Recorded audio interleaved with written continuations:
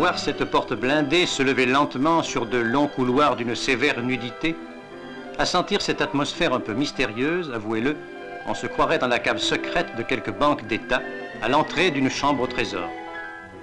Eh bien oui, c'est dans un coffre-fort que nous pénétrons, le coffre-fort de l'énergie, d'où chaque année s'en vont à destination de l'économie française des milliards de kilowattheures. Nous voici au cœur des Alpes, au cœur du rocher, dans la gigantesque usine souterraine de Serre-Ponçon.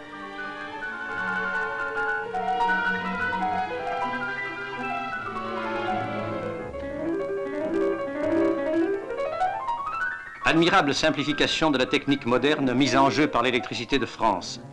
De l'énorme chantier qui bouleversa ce secteur de la Durance, à peine s'il demeure ici quelques témoins.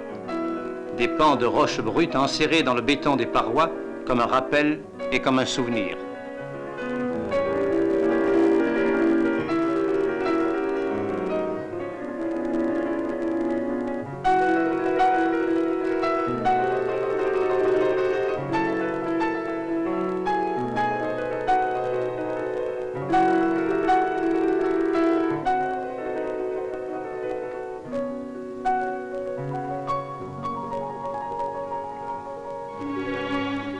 Qui songerait qu'au-delà de ces murailles s'est créé un lac immense, pesant de toute la masse de ces 1200 millions de mètres cubes d'eau, et qu'il suffit d'un ou deux hommes à ce pupitre de télécommande pour libérer, freiner, domestiquer cette puissance.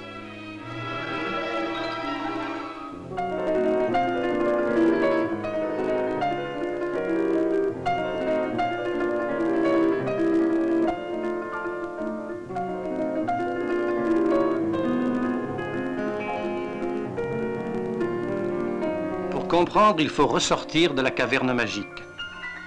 Retrouver à l'air libre cette houille blanche infatigable qui déjà roule vers d'autres usines, tandis qu'à proximité du poste de transformation, l'énergie électrique s'en va. Se remettre dans l'œil et dans l'esprit le site même de Serre-Ponçon, où les ingénieurs ont dressé le premier obstacle à la Durance, le plus haut barrage européen de terre compactée, dont la base large de 600 mètres s'affine progressivement jusqu'à la crête à peine large de 10 mètres.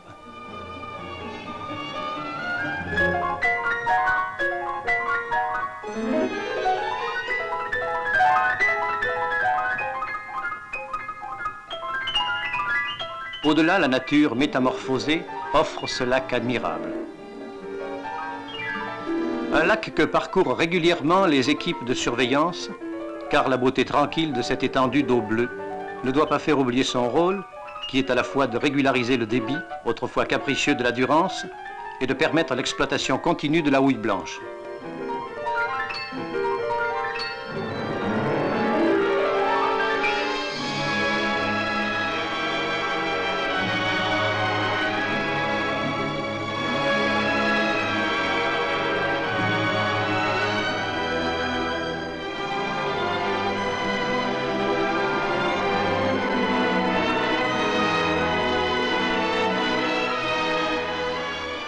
Autrefois, on pourrait dire hier, de vieux villages, des bourgades endormies se dressaient au fil de la vallée.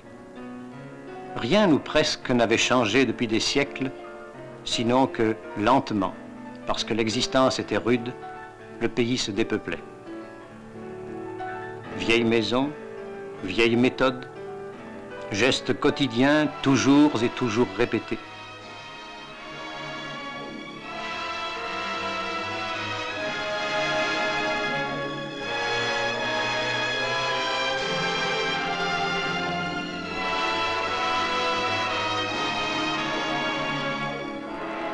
Un assoupissement progressif dans le temps qui coulait goutte à petit bruit, comme l'eau des fontaines.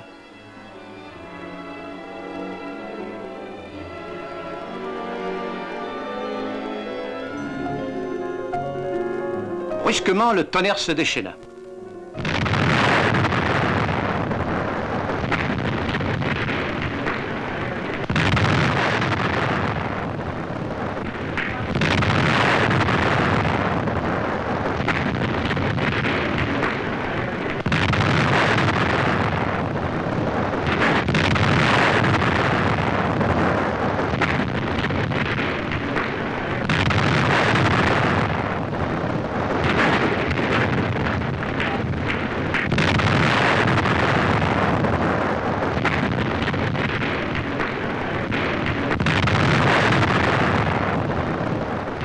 fracas des explosions, le vieux Savine disparaissait dans un formidable nuage de poussière.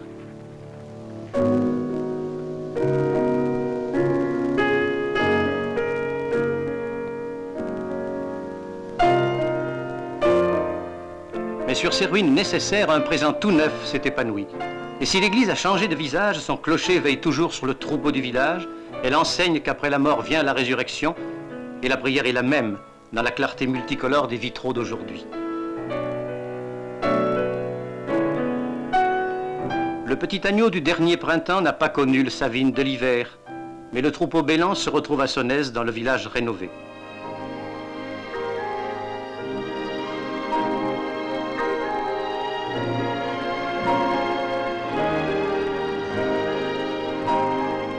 Tout est neuf à Savine, l'église, la poste, la mairie, les maisons.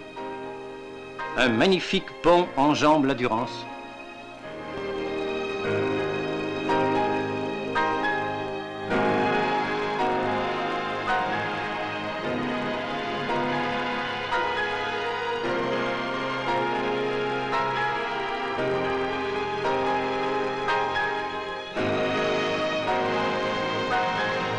Pour le flot accru de la circulation, de bonnes routes touristiques ont été aménagées.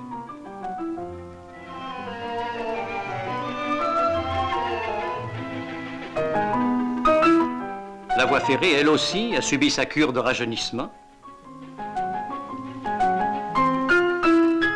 Et il fait bon pour le touriste rouler à travers un paysage dont on ne soupçonnait pas jusqu'ici la beauté.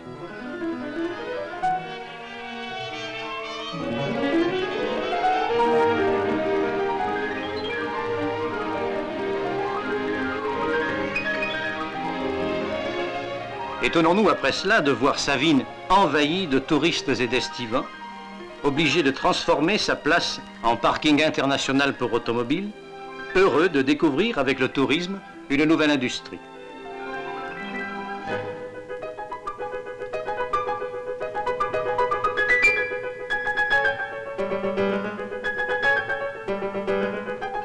C'est qu'au long de ces 2700 hectares, le lac de Serre-Ponçon se prête admirablement au sport nautique. Le vent des montagnes joue parfois rudement avec les drapeaux du club et les voiles des bateaux pour de joyeuses et sportives régates.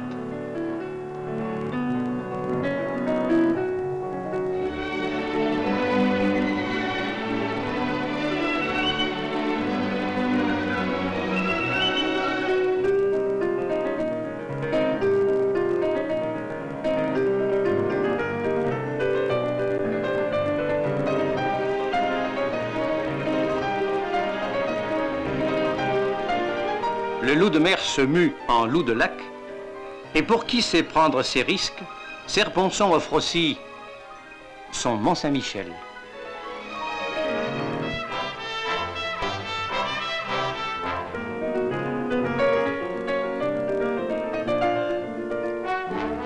Sur les rives, un petit port de plaisance est né.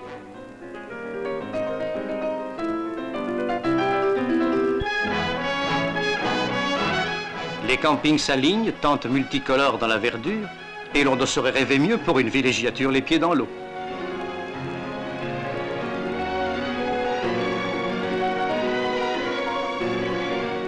Et voyez comme hier et aujourd'hui font bon ménage. Comme ce lac, créé par les hommes à des fins utilitaires, s'est finalement trouvé à sa bonne place, au cœur d'une nature alpine qui a gardé tous ses droits et auquel il apporte un supplément de poésie.